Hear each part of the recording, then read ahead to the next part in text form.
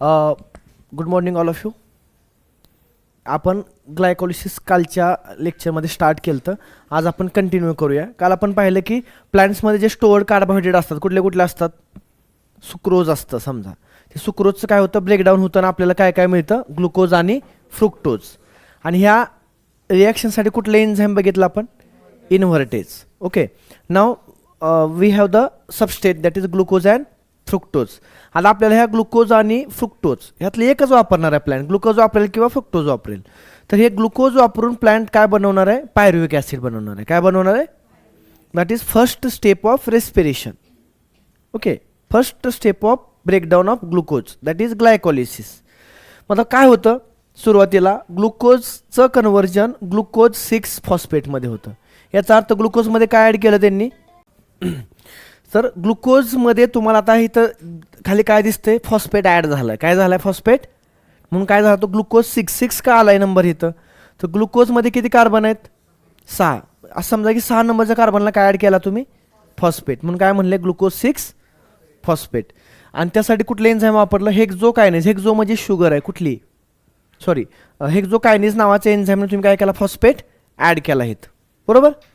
So glucose and fructose are phosphorylated. काय केलं बाळांनो फॉस्फेट ॲड केला म्हणजे काय केलं फॉस्फोरायलेटेड केलं त्यांना. काय केलं phosphorylated to form glucose 6 phosphate by the enzyme hexokinase. It is then isomerized to produce fructose 6 phosphate. म्हणजे काय सांगतो आधी काय केलं आपण ग्लुकोजमध्ये हेक्झोकायनेसनं काय ॲड केलं फॉस्फेट ॲड केला बरोबर आहे. म्हणजे इथं तुम्हाला काय मिळाला ग्लुकोज 6 फॉस्फेट मिळाला. इथं काय ॲड केलं आहे आपण फॉस्फेट ॲड केला आहे. बुकमध्ये दिलं का ATP वापरले असं दिलं आहे का हां. सो हा फॉस्फेट कशापासून मिळणार आहे बाळांनो ATP. ते एक ATP वापरली गेली म्हणजे काय वापरली गेली कारण ATPमध्ये किती फॉस्फेट असतात ट्रायफॉस्फेट. किती ट्रायमधला एक फॉस्फेट इथं ॲड केला आहे बरोबर का 6 फॉस्फेट झाला हा. ओके मग ATP इथं वापरली गेली बरं का बाळांनो. ग्लुकोजचं ब्रेकडाऊन करायला ATP काय झाली इथं वापरली गेली. ठीक आहे. आता पुढं काय होतं इथं जे ग्लुकोज नाव आहे की नाही बाळांनो ग्लुकोजचा आयसोमर कोण आहे माहिती आहे का तुम्हाला आयसोमर यू नो आयसोमर. आयसोमर म्हणजे काय कोणाला माहीत नाही आयसोमर हां बरोबर same molecular formula but different structural formula. म्हणजे C6H12O6 वाला दुसरा मॉलिक्युल आपल्याला ग्लुकोजसारखा आणायचं आहे त्याला म्हणायचं आयसोमरायझेशन. मग ग्लुकोजचा आयसोमर आहे बाळांनो फ्रुक्टोज. दोघांचा फॉर्म्युला काय आहे C6H12. मग इथं काय करायचं आपल्याला आयसोमरायझेशन करायचे म्हणजे ग्लुकोजचा आयसोमर कोण आणला इथं फ्रुक्टोज आणला. मग सेकंड स्टेप काय आहे आयसोमरायझेशन. काय आहे बरोबर. Subsequent steps of metabolism of glucose and fructose are same. मग तुम्ही इथं हा ग्लुकोज घेतला तरी चालते आणि इथं फ्रुक्टोज असला तरी पण चालते. फक्त फ्रुक्टोजला आयसोमराईज करायची गरज नाही. कळलं का. तुम्ही ग्लुकोज घेतला तर तुम्हाला काय करावं लागणार ग्लुकोजचं आयसोमरायझेशन करून फ्रुक्टोज वापरावं लागणार. आणि तुम्ही जर डायरेक्ट फ्रुक्टोजच घेतला इथं ॲज अ सबस्टेट म्हणून बघा तुम्ही ग्लुकोज पण घेऊ शकता फ्रुक्टोज पण घेऊ शकता. तुम्ही ग्लुकोज घेतला तर तुम्हाला काय करावं लागेल आयसोमरायझेशन. फ्रुक्टोज घेतला तर आयसोमरायझेशन करायची गरज नाही. फक्त काय करायचं फॉस्फेट ॲड करायचा. म्हणजे लास्टला तुम्हाला काय मिळणार आहे फ्रुक्टोज 6 फॉस्फेट. काय मिळणार आहे आधी काय केलं फॉस्फोरायलेशन केलं मग काय केलं आयसोमरायझेशन. ग्लुकोज 6 फॉस्फेटचं फ्रुक्टोज 6 फॉस्फेट. बघा स्टेप पार्ट करूया आपण. Glucose glucose phosphorylation glucose 6 phosphate. Glucose 6 phosphate isomerization fructose 6 phosphate. Okay आता पुढच्या स्टेपला काय करायचं आपल्याला ह्या फ्रुक्टोज 6 फॉस्फेटमध्ये अजून एक फॉस्फेट ॲड करायचं. हे बघा केलं इथं. सो हां इथं दिले बघा त्यांनी इथे. So steps of glycolysis it include 10 step under the control of different enzyme. So आता ॲक्च्युली ती पहिली स्टेप दाखवली आणि परत अजून पुढं सांगतो की 10 स्टेप असतात. ओके ठीक आहे. सो इथून आपल्याला ॲक्च्युअल ग्लायकोलिसिस स्टार्ट करूया आपण. ग्लुकोजचं आपल्याला 10 स्टेपमध्ये ब्रेकडाऊन करायचं. किती स्टेपमध्ये 10. त्यातली पहिली स्टेप काय बघितलं आपण ग्लुकोजचं conversion glucose 6 phosphate with the help of ATP. ह्याला काय म्हणलं आपण? फॉस्फोरायलेशन. Enzyme hexokinase. कुठलं एन्झाईम वापरलं? ठीक आहे. सो आणि दुसरी स्टेपमध्ये काय केलं आपण? ग्लुकोज 6 फॉस्फेटचं आयसोमरायझेशन करून. आता हे सगळे मॉलिक्यूल किती कार्बनचे आहेत? 6 कार्बन 6 कार्बन. का ग्लुकोज किती कार्बनचा आहे? 6. फ्रुक्टोज पण 6च कार्बनचा आहे. आता थर्ड स्टेपमध्ये आपल्याला अजून एक फॉस्फेट ॲड करायचं आहे. फ्रुक्टोज 6 फॉस्फेटचं काय होणार? फ्रुक्टोज 1,6 डायफॉस्फेट होणार. आता म्हणजे आपण अजून एक फॉस्फेट काय केला? ॲड केला. किती नंबरच्या कार्बनला? 1 नंबरच्या. कळलं का? म्हणजे इथं किती वेळा ATP वापरल्या गेल्या? 2 वेळा. So ATP is utilized at 2 steps. हे विचारतील तुम्हाला कुठल्या स्टेपच्या वेळेस ATP वापरल्या गेल्या. सोपं आहे. कुठं? Conversion of glucose into glucose 6 phosphate. आणि दुसरं कुठं? Conversion of fructose 6 phosphate to fructose 1,6 diphosphate. ह्या 2 ठिकाणी काय वापरल्या गेल्या? ATP. ह्या झाला पहिल्या 3 स्टेप. Phosphorylation, आयसोमरायझेशन, phosphorylation. आणि 2 फॉस्फोरायलेशनला 2 काय वापरल्या? ATP वापरल्या. आणि फायनल तुम्हाला तिसऱ्या स्टेपला काय मिळाले आता? Fructose 1,6 diphosphate. ओके, क्लिअर आहे इथपर्यंत? एन्झाईम 2 ठिकाणी वापरले आपण. पहिलं सुक्रोजचं ग्लुकोजमध्ये. कुठलं? इन्व्हर्टेज. दुसरं ग्लुकोजचं ग्लुकोज 6 फॉस्फेट हेक्झोकायनेस. जे एन्झाईम वापरले ते नाव लक्षात ठेवायचे.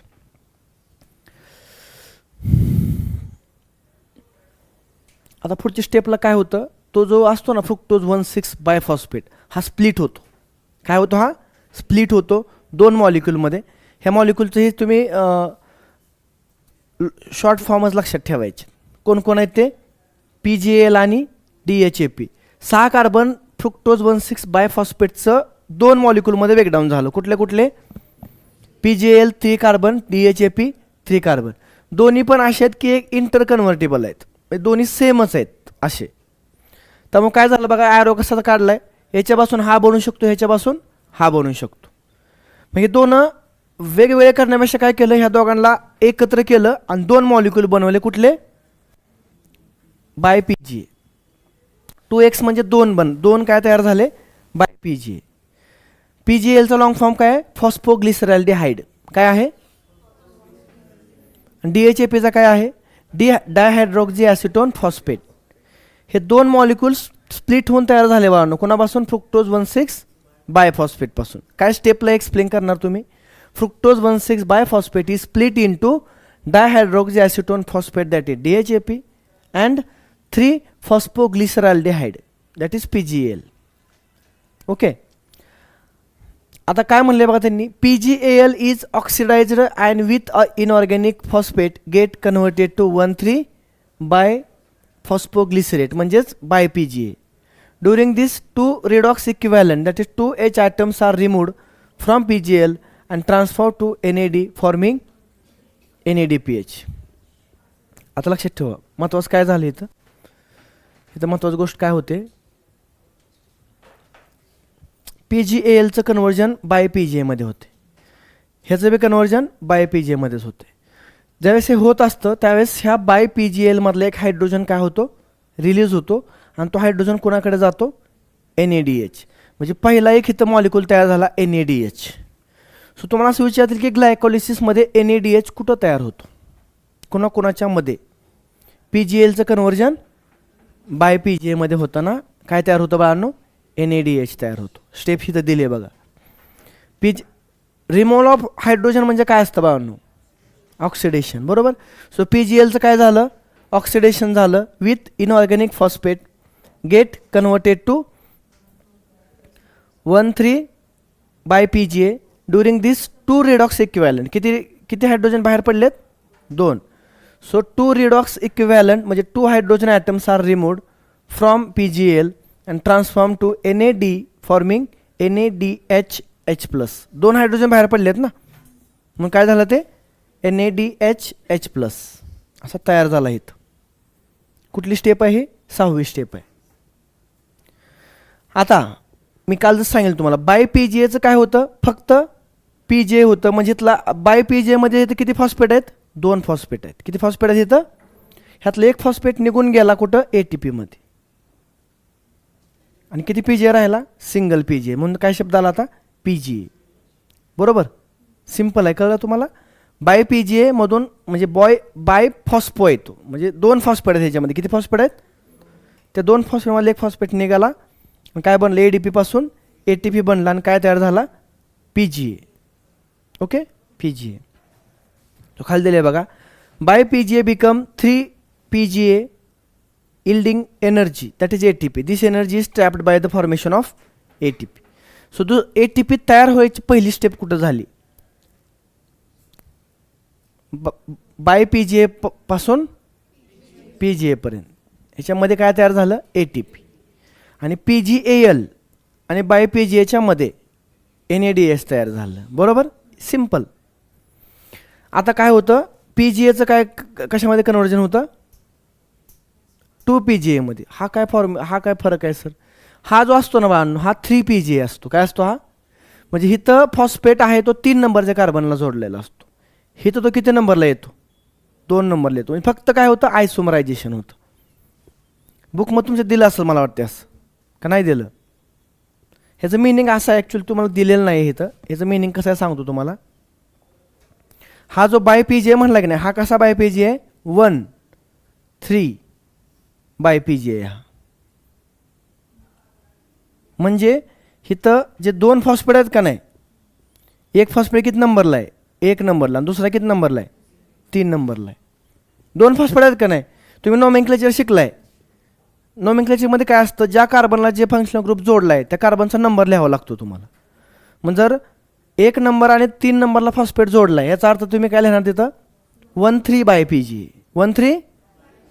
बरोबर. आता ज्या वेळेस ह्यातला एक फॉस्फेट निघून जाणार आहे, त्यावेळेस तो किती नंबरचा निघून जातो? 1 नंबरचा. तर मग हा काय राहणार? मग हा काय राहणार? बरोबर का? दिलेलं नाही वाटलं पेन्सिल लिहा तिथं. का दिलंय? दिले ना? 3 PGA. आता ह्या 3 PGAचं काय होणार आहे? 2 PGA फक्त. म्हणजे 3 नंबरचा फॉस्फेट निघून किती नंबरला जोडतो? 2 नंबरला. एवढाच चेंज होतो फक्त त्या पुढच्या स्टेपला. हे बघा, आपण इथं कंटिन्यू करूया ही स्टेप. इथं काय होतं आपला? 3 PGA. काय होता? PGA म्हणजे कोण आहे? फॉस्फोग्लिसरेट आहे बरं का तो. PGS म्हणजे कोण? फॉस्फोग्लिसरेटच आहे. तुम्ही हा असं म्हणू शकता 3 फॉस्फोग्लिसरेट.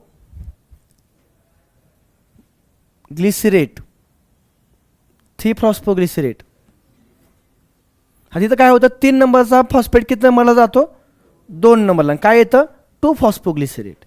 म्हणून काय म्हणलं मी? 1 3 di PGA, 3 PGA, 2 PGA. Sequence कळला का तुम्हाला? कळलं का? 1 3 डाय PGA, 3 PGA, 2 PGA. आता 2 PGAचं कन्व्हर्जन पेपामध्ये होते. कशामध्ये होते? पेपा म्हणजे फॉस्फोइनॉल पायरुविक ॲसिड. बरोबर का? Peppa, phosphoenol pyruvate. पायरुवेट म्हणलं का पेप येतं तिथं. ॲक्च्युअली पेप म्हणजेच कोण आहे तो? पेपा म्हणजेच फॉस्फोइनॉल पायरुवेट किंवा फॉस्फोइनॉल पायरुविक ॲसिड म्हणलं का काय येते? हां, पेपा. ॲसिडला आपण पायरुवेट बी म्हणू शकतो किंवा पायरुविक ॲसिड बी म्हणू शकतो. बरोबर. सो इथं काय आलं? फॉस्फोइनॉल पायरुविक ॲसिड किंवा फॉस्फोइनॉल पायरुवेट म्हणजे पेप. आता काय होतं? पेपचं कन्व्हर्जन ज्यावेळेस कशामध्ये होतं? ह्याच्यात कोण आहे बघा? फॉस्फो म्हणजे फॉस्फेट आहे. Enol pyruvic acid. ह्यातला फॉस्फेट काय होतो? निघून जातो आणि काय तयार होतं? ATP. मला सांगा, इथं जे ATP तयार झाला का वर झाला आहे ATP तुमच्या बुकमध्ये? तिथंच आहे ना? ओके, ठीक आहे. सो पेपचं कन्व्हर्जन पायरुविक ॲसिडमध्ये होताना इथे ATP तयार होतं 10 नंबरच्या स्टेपला. आणि लास्टला तुम्हाला काय मिळतो? Pyruvic acid. It is the end product of glycolysis, that is pyruvic acid. अशा 10 स्टेप आहे. तुमचा आता पाठ झाला असेल बघा. Glucose 6 phosphate, fructose 6 phosphate, fructose 1 6 diphosphate, फ्रुक्टोजचं कन्व्हर्जन PGL आणि DHAP, PGLचं conversion 1 3 di PGA, 3 PGA, 2 PGA, पेपा, पायरुविक ॲसिड. झालं का पाठ? याच्यामध्ये ग्लुकोज 6 फॉस्फेट व्हायला एक ATP, आणि फ्रुक्टोज 6 फॉस्फेटचं फ्रुक्टोज 1,6 डायफॉस्फेट व्हायला एक ATP, बरोबर. PGLचं कन्व्हर्जन 1,3 डाय PGAमध्ये होताना एक DHAP सॉरी NADH तयार झाला आणि 2 वेळा ATP तयार झाले. कुठं कुठं पहिले ATP कुठं झालता 3 PGA 1,3 डाय PGAचं 3 PGA इथं एक ATP तयार झाला आणि दुसरा ATP कुठं पेपाचं कन्व्हर्जन पायरुविक ॲसिड. हे एवढं लक्षात ठेवायचं. झालं ग्लायकोलिसिस पार्ट. 2 ठिकाणी एन्झाईम वापरले, एक ठिकाणी हेक्झोकायनेस, एका ठिकाणी इन्व्हर्टेज. सुक्रोजचं ग्लुकोजमध्ये इन्व्हर्टेज, ग्लुकोजचं ग्लुकोज 6 फॉस्फेट हेक्झोकायनेस. बाकी कुठे एन्झाईम वापरलेलं नाही. एन्झाईमचे नावं येऊ शकतात, कुठे ATP वापरला, कुठे ATP तयार झाल्या आणि कुठे NADPH तयार झालं. समजतंय का बाळांनो, समजतंय का? लय सोपं आहे. बघून लोकांना भीती वाटते, फक्त रिॲक्शन बघून कसला येते, काहीच नाही येते. तुमच्या पुढे चिल्लर आहे ते. कसं आहे चिल्लर. चला बघूया आता, हे माझं शिकवून झालं, हे तर बघूया आता काय होतं. ATP is also formed when phosphoenol pyruvate, that is PEP, convert to pyruvic acid. In glycolysis 4 ATP molecules are directly synthesized. Direct ATP तयार झाल्या फ्रॉम 1 ग्लुकोज. मग एका ग्लुकोजपासून तुम्हाला डायरेक्ट किती ATP मिळतात 4. आणि अनएरोबिकमध्ये ज्या एनर्जी मिळते ना ती एवढीच असते एनर्जी. कारण अनएरोबिकमध्ये एकच स्टेप आहे, कुठली ग्लायकोलिसिस. एरोबिकमध्ये किती आहेत 3 आहेत. कुठल्या कुठल्या glycolysis, Krebs cycle and ETC. आपण शिकतोय कॉमन स्टेप कुठली ग्लायकोलिसिस, जी कॉमन आहे कोणामध्ये एरोबिकमध्ये पण. आणि मग आपल्याला माहिती आहे ग्लायकोलिसिस हे कंप्लीट ब्रेकडाऊन आहे का इनकम्प्लीट ब्रेकडाऊन आहे का पार्शियल ब्रेकडाऊन आहे. पार्शियल ब्रेकडाऊन आहे.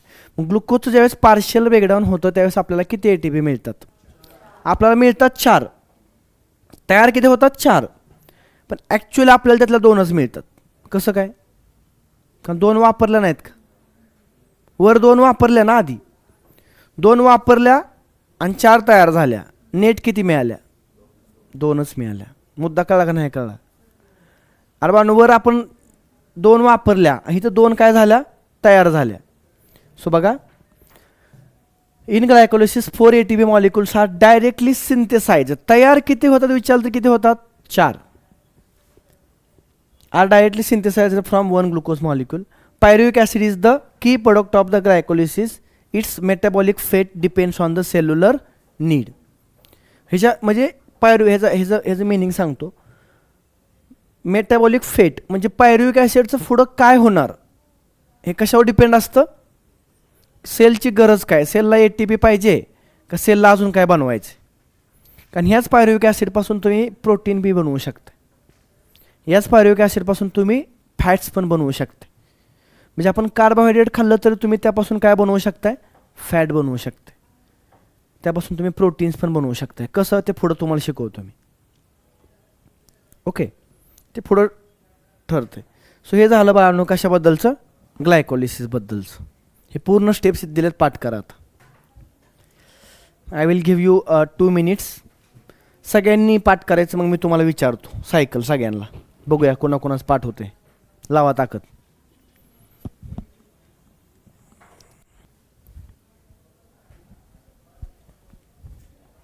सो कुठं कुठं ATP तयार होत आहेत, कुठं कुठे ATP वापरल्या जात आहेत आणि कुठं NADH तयार होतो, हे पण लक्षात ठेवा.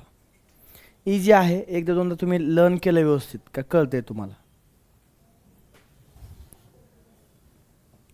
ओके, झालं का. हे स्टेप्स महत्त्वाचे आहेत म्हणून पाठ करायला वेळ दिला तुम्हाला. हे तर खूप छान समजतं ते सगळं. ओके, ह्याच्यावर क्वेश्चन कसे आले तुम्हाला काय झाले पाहिजेत ते. आता हे जे पायरुविक ॲसिड तयार होत असतं बघा, फायनल आपल्याला काय मिळालं, pyruvic acid as a end product of glycolysis. How many steps are there in glycolysis. ह्याच्यामध्ये काय तुम्हाला थोडंसं माझ्या मनाने गोष्टी सांगतो. 10 मधल्या पहिल्या 5 स्टेपमध्ये काय झालं, ATP वापरल्या गेल्या. सो ही काय असते, प्रिपरेटरी फेज असते. कसली फेज, प्रिपरेटरी फेजमध्ये काय झालं बाळांनो, ATP यूज झाल्या. आणि दुसरी स्टेज काय आहे ज्याच्यामध्ये ATP आपल्याला रिटर्न दिल्या गेल्या परत, त्याला म्हणतात पे ऑफ फेज. पुढच्या 5ला काय म्हणायचं, पे ऑफ, आणि पहिल्या 5ला प्रिपरेटरी.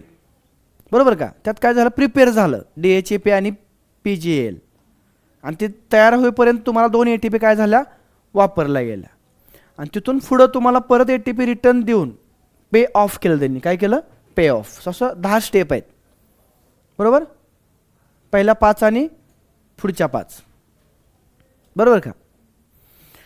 10 स्टेप आहेत. 6 कार्बन ग्लुकोजचं 3 कार्बनचं DHAP आणि PGL तयार होतं. त्याच्यामुळं खाली बघा 5 स्टेपपासून पुढं सगळे मॉलिक्यूल 2-2 आहेत. याचा अर्थ एका ग्लुकोजपासून किती पायरुविक ॲसिड तयार होतात, 2. महत्त्वाचं. कारण पायरुविक ॲसिड किती कार्बनचे आहेत, 3. हा महत्त्वाचा मुद्दा आहे. 6 कार्बन ग्लुकोजपासून 10 स्टेप नंतर 3 कार्बनचे किती पायरुविक ॲसिड तयार होतात, 2. Very good. कळलं, समजलं. हे वेड्यांनो समजतंय का. ओके. हे काय कॉन्सेप्ट आहेत. हे ग्लायकोलिसिस कुठं होते, सायटोप्लाझम का न्यूक्लियस का mitochondria. Very good. It is oxygen requiring process or not, not. ऑक्सिजनचा काय संबंध आहेत, कुठं वापरला का ऑक्सिजन, नाही. ओके. एक ठिकाणी H2O वापरला असं दाखवले का त्यांनी, कुठं दाखवलं आहे ते, तिथं काय केलं त्यांनी, हायड्रेशन केले. काय केले, हायड्रेशन म्हणजे H2O वापरला. आता त्यांनी कुठं मेन्शन नाही केलं असं बुकमध्ये, पण डायग्राममध्ये मेन्शन केले. हां पेप बनवायला डायग्राममध्ये मेन्शन केले. याचा अर्थ विचारू शकतात, which of the following step involve hydration और ॲडिशन ऑफ वॉटर.